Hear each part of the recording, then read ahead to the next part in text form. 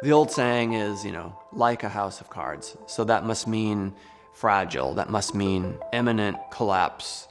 I know that a house of cards can be way more stable than anyone thinks. This Harvard-educated designer draws on his background in architecture to build unbelievable structures out of cards. They can hold bricks, withstand leaf blowers, and some are dozens of stories tall. I don't really think there's a limit to how tall a house of cards can be. Like, the limit is your ceiling and, just having enough cards. My name is Brian Berg, and I'm a professional card stacker. Berg's career in card stacking started when he was 8 years old. He broke his first world record when he was in high school in 1992. Since then, he's broken several world records, often beating his own previous record. I know this will kind of sound crazy, but I actually don't even know how many times I've done a Guinness project. So I know I've done the world's largest house of cards twice, tallest house of cards in 12 hours once, and then the tallest house of cards, I want to say I've officially went after a record, I think 6, 8 times at least. And the one where he built the tallest house of cards in 12 hours?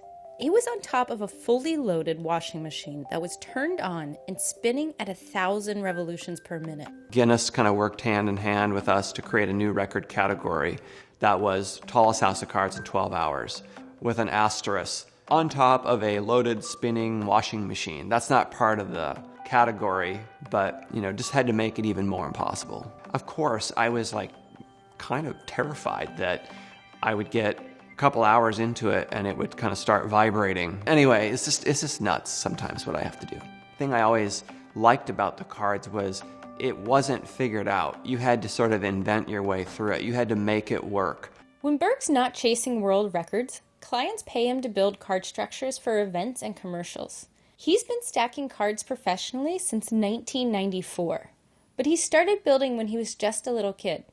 Card playing has always been a big part of my mom's side of the family. While, everyone was refilling drinks, taking a bathroom break, my grandfather would oftentimes, build a small house of cards with one deck. And it would get 2 or 3 or maybe 4 stories tall. It would collapse and he'd, curse, and then the card playing would resume. And so that was my real introduction to card stacking, was my grandfather. He did teach me a few things, but I really don't use those techniques anymore. Everything else that I do is a sort of series of happy accidents that I've discovered along the way. I'll have a lot of people come up to me when I'm working and they'll say, "You should have been an architect." And I'm like, well, that's my real background. Berg does have a degree in architecture and a master's in design from Harvard, but by the time he went to college, he was already an expert card house builder, a craft defined by trial and error.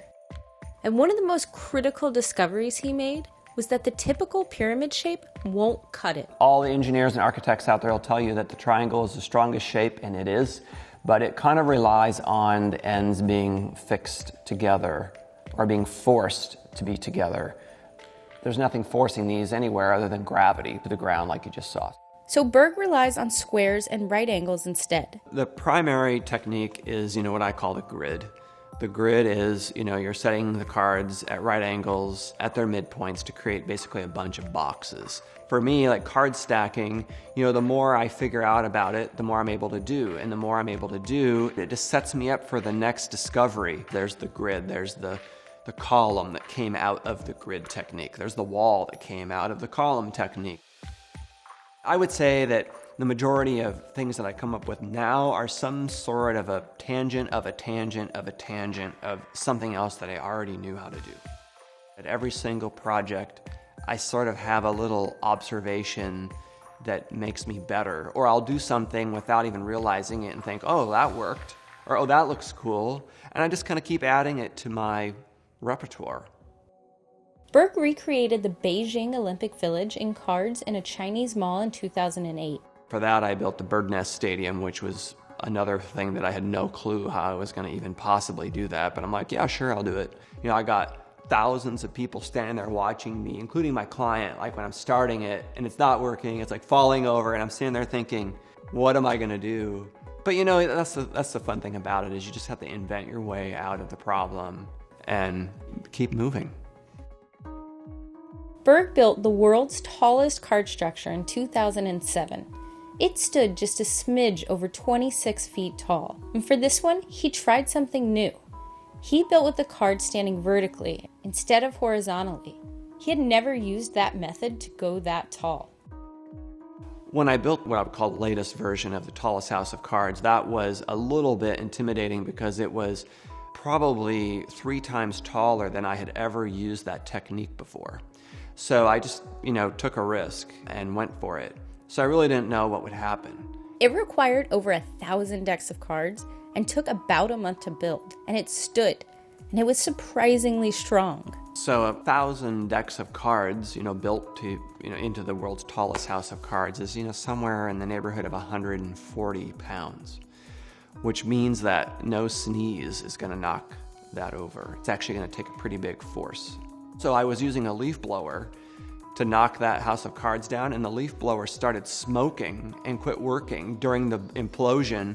So I just threw the leaf blower down and had to go after it with my hand. So, card house defeats leaf blower, go figure.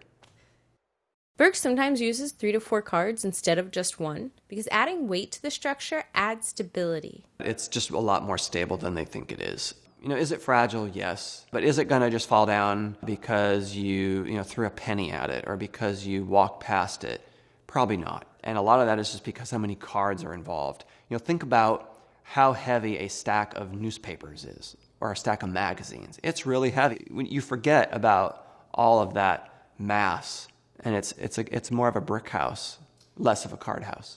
Berg used over 200,000 cards to build the world's largest card structure back in 2010. In this case, it was basically a massive replica of the Venetian casino in Macau. It was 4,000 decks, 45 days. It's actually more than 45 days of work because the last week of it, I really didn't sleep. And when he finished, he used a tried and true method to knock it all down. A giant fan.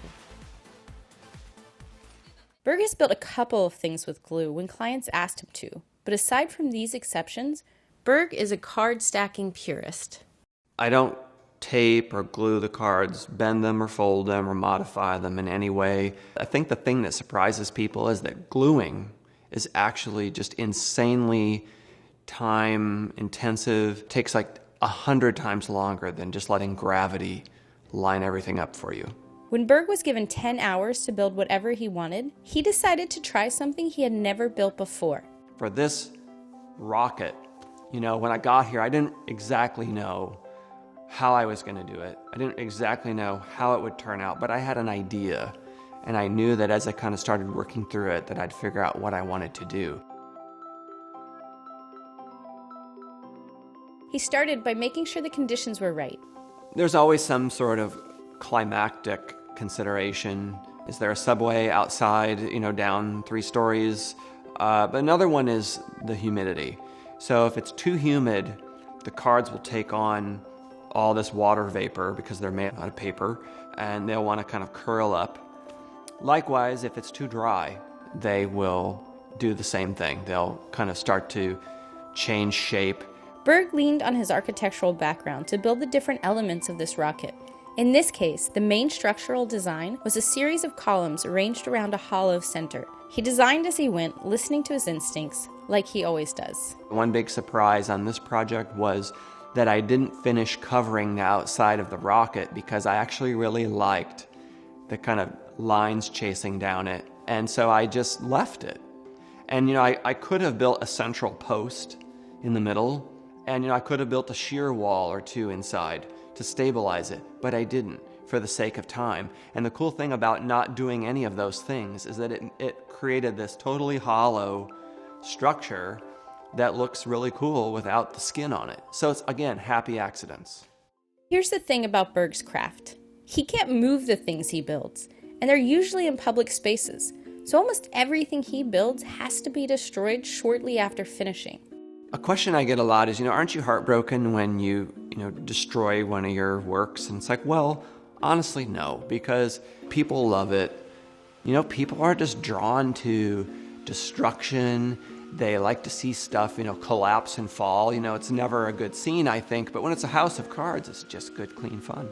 I know it can't stay up forever, I mean, I can't take it home with me, so might as well have a good time knocking it down. And the other part of it is I sort of treat each implosion as a little bit of a test. The sort of structural nerd in me really likes seeing like what it can take. And then, witnessing that, I go forward knowing that, the project that I'm working on next is just not gonna fall down randomly. It helps me understand the limits. I'm testing it. I'm having a good time. I'm knocking it down because I kind of have to. And that, almost more than anything, has given me guts. And those guts he developed mean that he has no fear when he stands on a ladder and finishes these incredible architectural feats. When I'm up there putting the last few cards on, I'm not even remotely worried about it collapsing out from underneath me because I just know from experience that it's just not going to happen. My track record of success with cards is just because, it's the right mix of, using what you know and just the right amount of risk and, hope for the best.